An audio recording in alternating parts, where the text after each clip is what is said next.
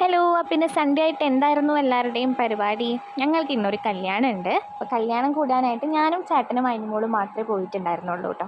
കുറച്ച് വൈകിയാണ് നമ്മൾ ചെന്നത്. കാരണം അതിനൂനെയും കൊണ്ട് കുറേ നേരം പോയി നിൽക്കലൊരു ടാസ്ക്കാണ്, പ്രത്യേകിച്ച് കല്യാണവും കാര്യങ്ങൾക്കൊക്കെ. അപ്പോൾ അതിനും ആദ്യമായിട്ടാണ് കേട്ടോ ഒരു കല്യാണം കൂടുന്നത്. അപ്പോൾ നമുക്ക് പെൺകുട്ടിയുടെ കല്യാണമായിരുന്നു. അപ്പോൾ മാഞ്ഞാലിയൊക്കെ കഴിഞ്ഞ് ആറ്റുപുറം എന്ന് പറയുന്ന സ്ഥലത്തായിരുന്നു നമ്മുടെ കല്യാണമായിരുന്നത്. അപ്പോൾ അവിടെ ചെന്ന് നല്ല അറേഞ്ച്മെൻറ്റ്സ് ഒക്കെ ആയിരുന്നു കേട്ടോ, വെൽ അറേഞ്ച്ഡ് ആയിരുന്നു. നല്ല രസമായിട്ടുണ്ടായിരുന്നു കാണാനായിട്ട്.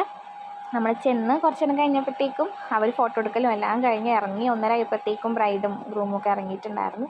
ഈ ഒരു പള്ളിയുടെ അടുത്തായിരുന്നു കേട്ടോ നമ്മുടെ ഹാള് വരുന്നത്. അപ്പോൾ നല്ല രസമുണ്ടായിരുന്നു. അപ്പോൾ ഫസ്റ്റ് ടൈമാണ് ഞാൻ അങ്ങനെ പോകുന്നത്. പിന്നെ കുറച്ച് ദിവസത്തിന് ശേഷം അച്ഛമ്മയുടെ ആണ്ടിന് നമുക്കിതേപോലെ സദ്യയായിരുന്നു. എന്നാലും കുറച്ച് ദിവസത്തിന് ശേഷം വീണ്ടും ഒരു സദ്യ കഴിച്ചു. സദ്യ എന്ന് പറയുന്നത് എപ്പോഴും ഒരു ഫീലാണല്ലോ, ഒരു മിസ്റ്റാണല്ലോ അല്ലേ.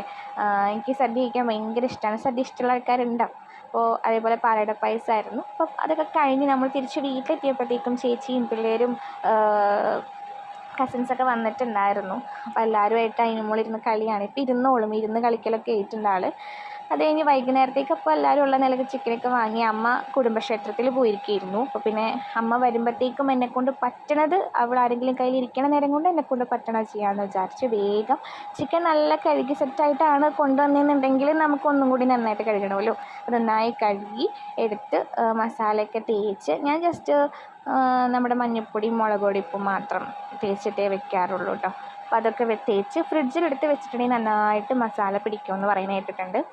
അതായത് മസാലയൊക്കെ തേച്ച് ഫ്രിഡ്ജിലെടുത്ത് മൂടി സെറ്റ് ചെയ്ത് വെക്കും. അത് നമ്മൾ ബാക്കിയുള്ളതൊക്കെ കട്ട് ചെയ്യുമ്പോഴത്തേക്കും നമുക്കത് നന്നായിട്ട് മസാല പിടിക്കുമല്ലോ. അപ്പോൾ ഫസ്റ്റ് ആ ഒരു പരിപാടി ചെയ്ത് വെക്കും. അത് കഴിയുമ്പോഴത്തേക്കും വേഗം സവാള അരിഞ്ഞ് വെക്കാമെന്ന് വിചാരിച്ചു. അപ്പോൾ സവാള അരിഞ്ഞ് വെച്ചു. ആ ഒരു പരിപാടിയിലേക്ക് നീങ്ങി. സവാള അരിഞ്ഞ് അതിനൂനി രാത്രിക്കത്തേക്കുള്ള ചോറും വെച്ച് ആ ഒരു സെറ്റപ്പ് ചെയ്തപ്പോഴേക്കും അവളും ഇടഞ്ഞു തുടങ്ങി. അമ്മയും വന്നിട്ടുണ്ടായിരുന്നു കറക്റ്റ് ടൈമിൽ. പിന്നെ ആ ഒരു പരിപാടിയൊക്കെ ചെയ്ത് വെച്ച് നേരെ അതിനൂന് പാൽ കൊടുക്കാം.